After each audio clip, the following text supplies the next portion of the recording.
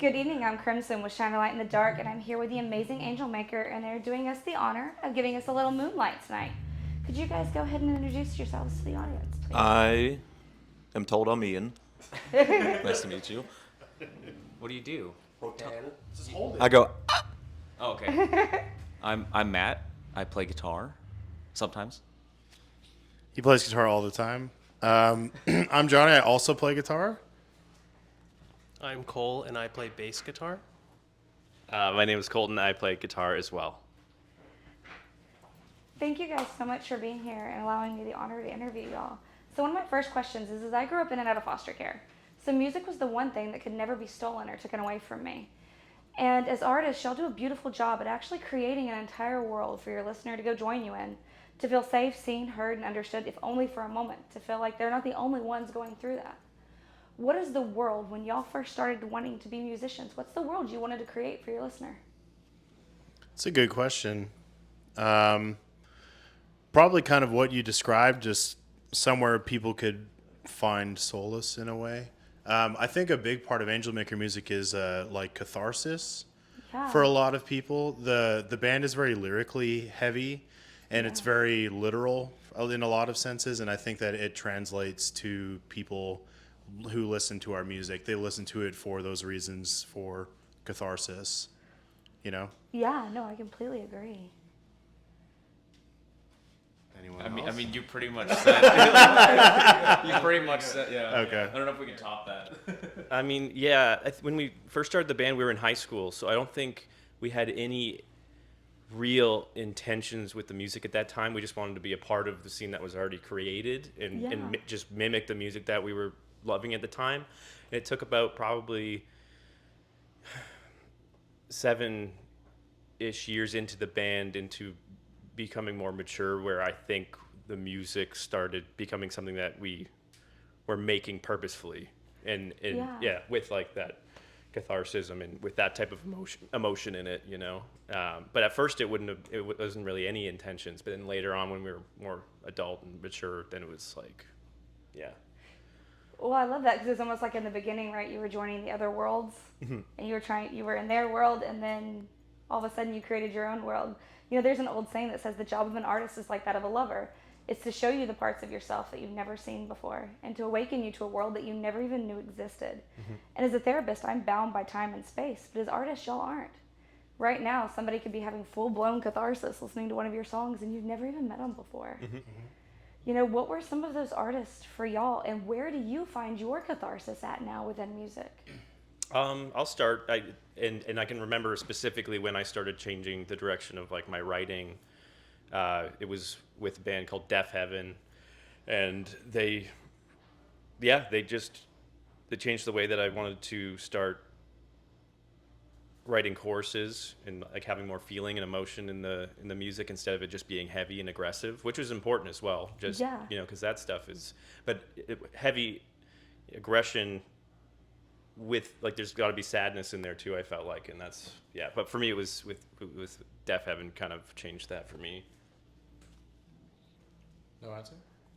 I was just still thinking about the first question, that how it kind of ties in all together, in just wanting to join this band and being at the start and being inspired to make music and all this, was being on the other side of the barrier and watching some of my favorite bands growing up and feeling a sense of kind of like escapism, like the reason we play video games, the reason we watch television shows, we love fantasy books, all those things, is you kind of get lost in that moment, and the impact of those songs and how they affect you. I wanted to kind of, I guess, be that person in some way for someone else. I guess it's just to be able to, I guess, kind of pass it on, I guess, in a way. I was like, this helped me so much, and it was so beautiful that if I can somehow affect someone in the same way, I feel like it gives me meaning in a way. I just kind of being on both sides, I guess. Kind of I don't know if that ties into this question No, as it well. absolutely does, and it's beautiful. Thank you so much. Matthew Perrin?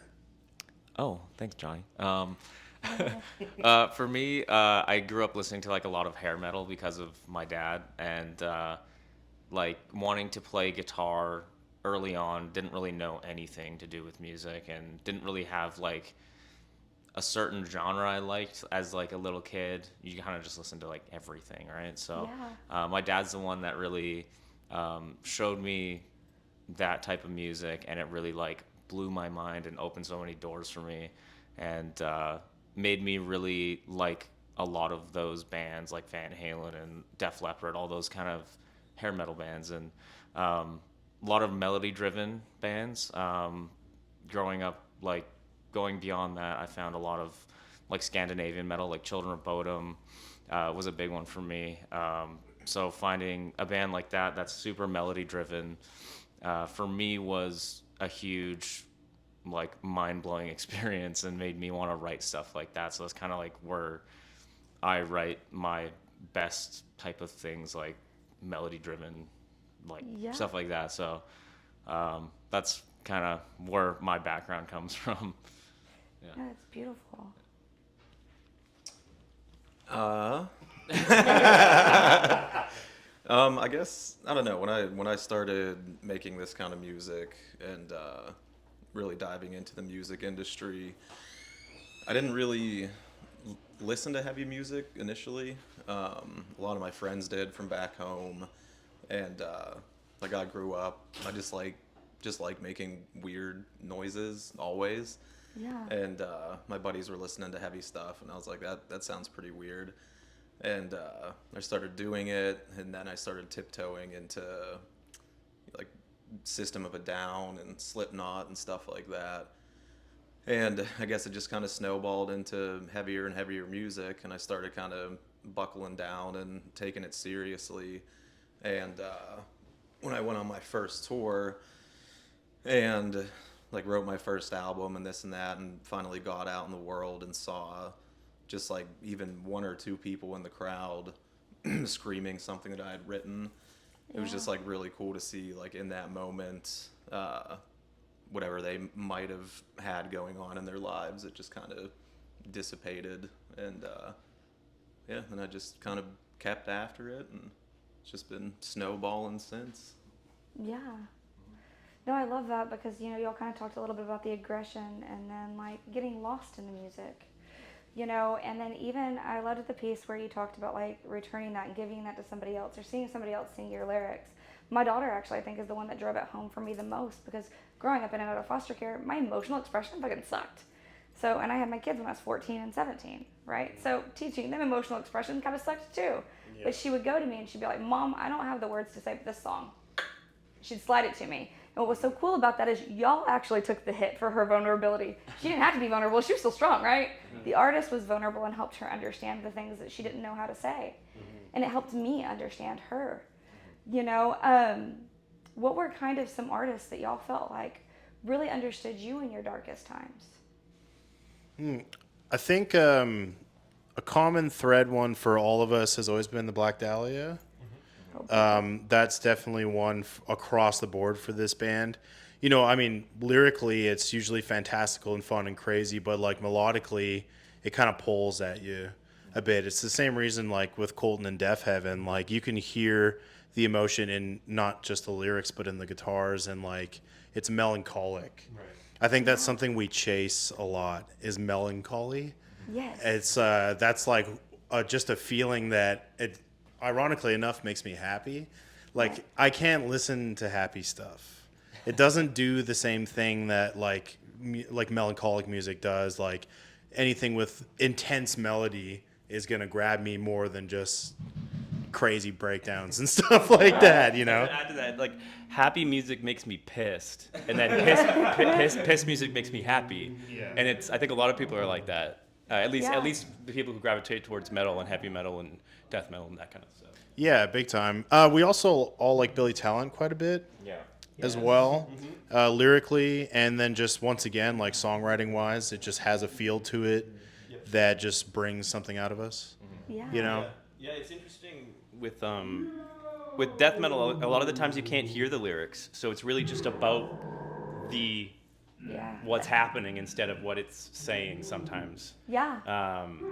If there was one band, and you just mentioned it earlier, but there's one band that really started connecting with me at a young age lyrically because you could hear them. It was System of a Down. I was starting to go, wait, you know what? The government is fucked up. And maybe the world's not that great sometimes, and like that kind of popped the bubble of like being a child and then kind of becoming like a teen and actually starting to get like upset about certain things. But you can hear their lyrics very clearly. Yeah. I could say like another one's probably like Gojira's lyrics. It's very much about like the environment and how like people are destroying the planet and stuff, and it's very obvious, but it's like you don't really hear stuff like that from too many bands, but stuff like that is like very important too. So like to know, to hear lyrics like that and to hear like how humans are destroying the planet and stuff, it's like also super important to know. And stuff like what Colton said too, like System of Down's lyrics, how like the government's pretty fucked up too. So yeah, all those kind of things. It's just like when you're listening to that, you think about it too. I think once you're finished the song, you're like, oh yeah, maybe they're onto something here. Right. It feels like that music has a purpose. Yeah. Exactly. Do you know what I mean? It wasn't made just to be like rock and roll. It's like we have something to say, and this is how we are conveying it to you, which I think is something that we also try and do, with what we do as well. I just wanted to say one that came to mind really quick, which is a little bit less these kind of serious and direct topics. It's a band, they have one album in particular that really hit me. I listened to it in high school. It's called Creatures by Motionless in White. And most of those songs are really just kind of, I guess, fandom songs.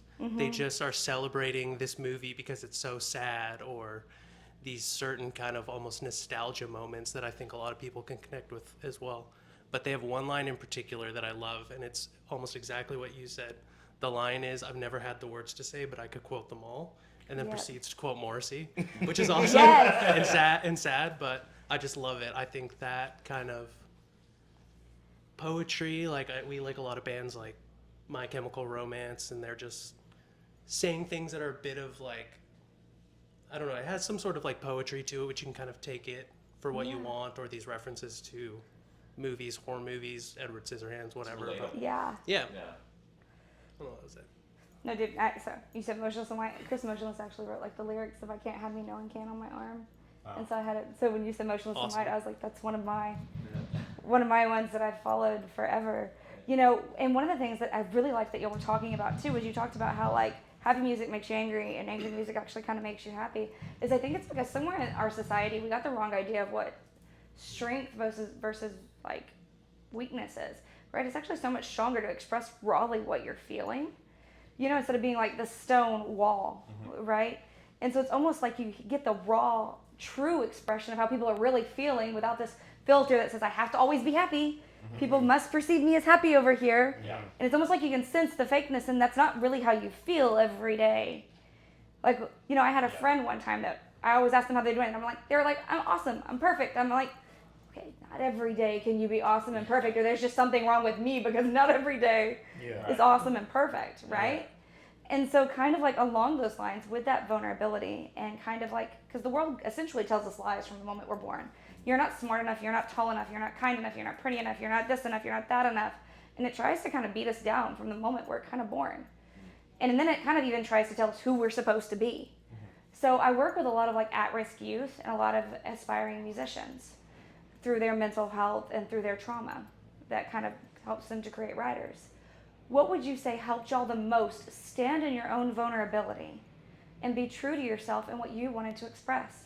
And what would be the piece of advice that you would have for them that you wish you had have known sooner? That's a good question. I feel like we're in a better place now in society in terms of being open about our feelings and all that kind of stuff. I think when we were growing up in our generation, we were told, men can't cry, men can't do this, pushing a lot of that kind of stuff down. You shouldn't have those kind of emotions or whatever. But like what we do is inherently emotional. Like if you are an artist and especially if you're a lyricist, you are writing, what's coming out of here. You're trying to make sense of your feelings. It's really tough. But I think just be open, be vulnerable, tell your story, no matter how fucked up it is, or how embarrassing it might be to, release those kind of feelings into the world, but it does help other people, whether you think it is or not. Like, it's not even like a hubris thing, like you're some kind of like God complex or anything like that. It's just nice to hear that somebody else is going through the same thing that you're going through. Right. So just share it. Who cares, I love that. That was all really good. If I was a piece of advice that I would throw out there, and it's really basic, but it's always made a lot of sense to me, and it's something my mom taught me and my sisters, which was treat others how you want to be treated. It's like a really basic thing that you can do. Yeah. That was also very, very good. Yeah. I guess kind of between that a little bit, literally, and never mind. I was just thinking to just be authentic, because I think it's much like wearing that mask. I think people can sniff it out.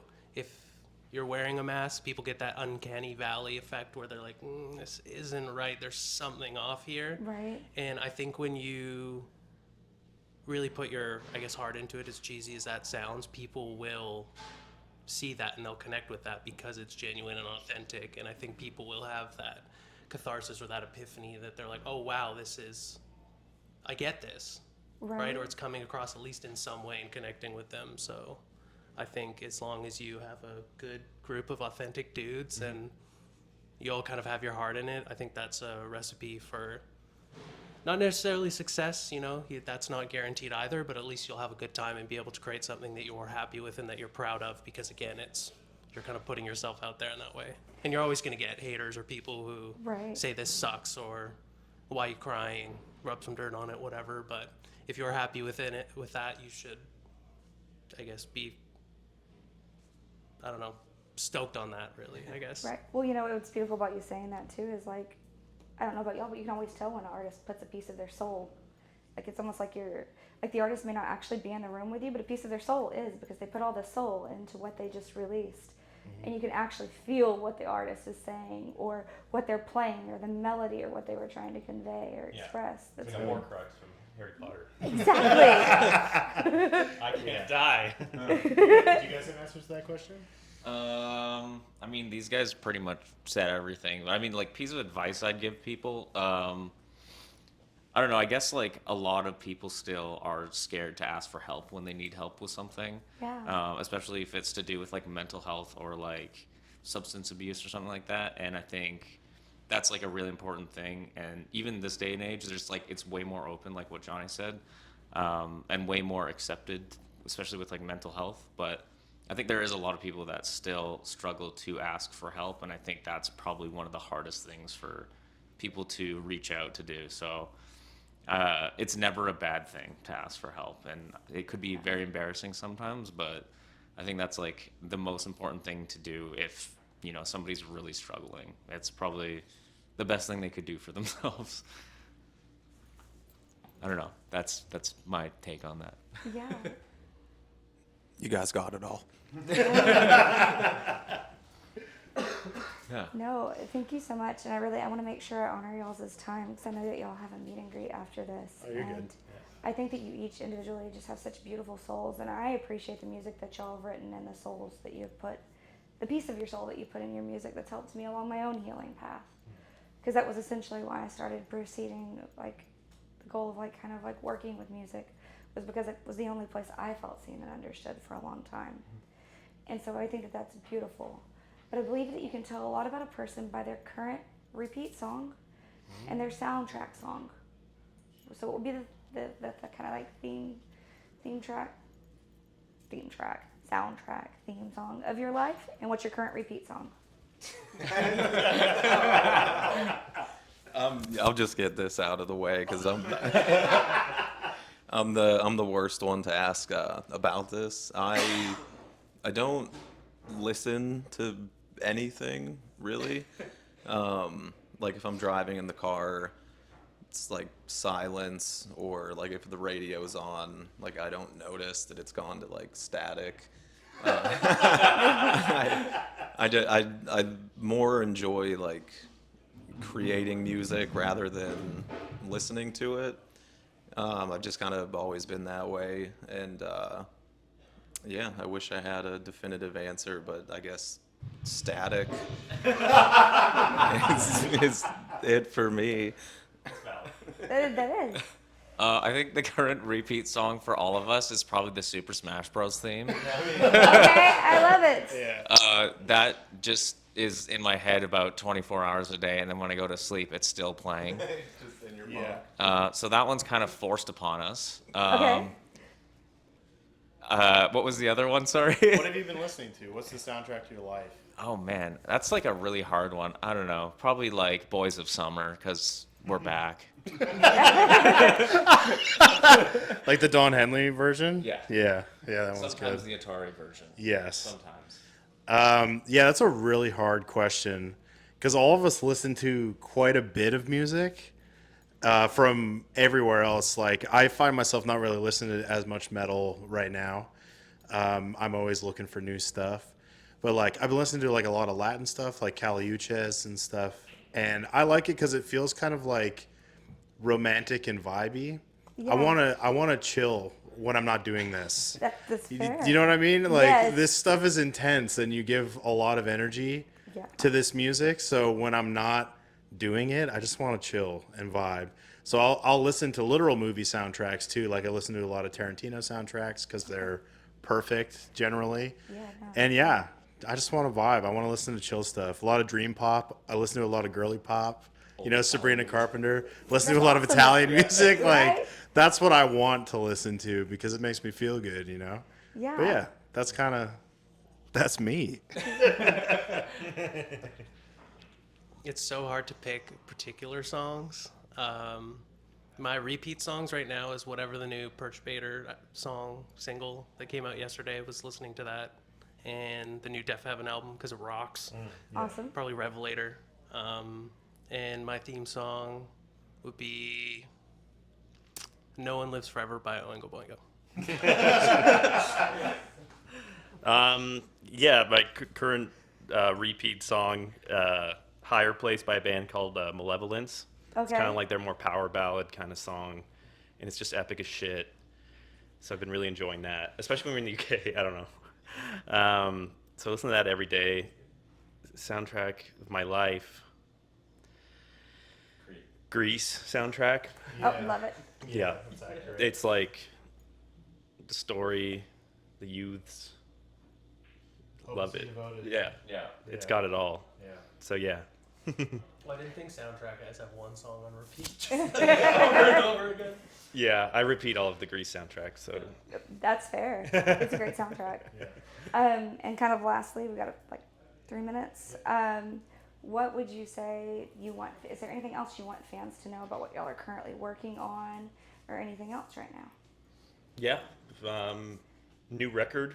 It's coming. It has to. It's done. More tours this year. It has to. Yeah. More tours coming. Yeah, we're staying as busy as ever, more busy than ever. Yeah. So all the stuff we've been doing, but more of it.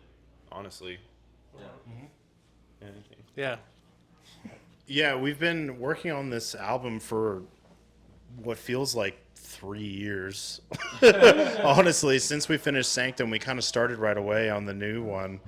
And it's done, and we're proud of it. It's some emotional music for us. It means a lot to us. We've had a really tough year and a bit, and we're kind of now just feeling like we're coming out on the other side. So this music, when it does come out, will mean a lot to us, and I hope that people pick up on what we're putting down, you know? Yeah, you said everything. Yeah, that and just we have lots coming up and a cool end of the year that's coming. Oh, And awesome. yeah. We're so fucking back. Static. Cut to static. Thank you guys so much. Thank you. Thank you. Thank you.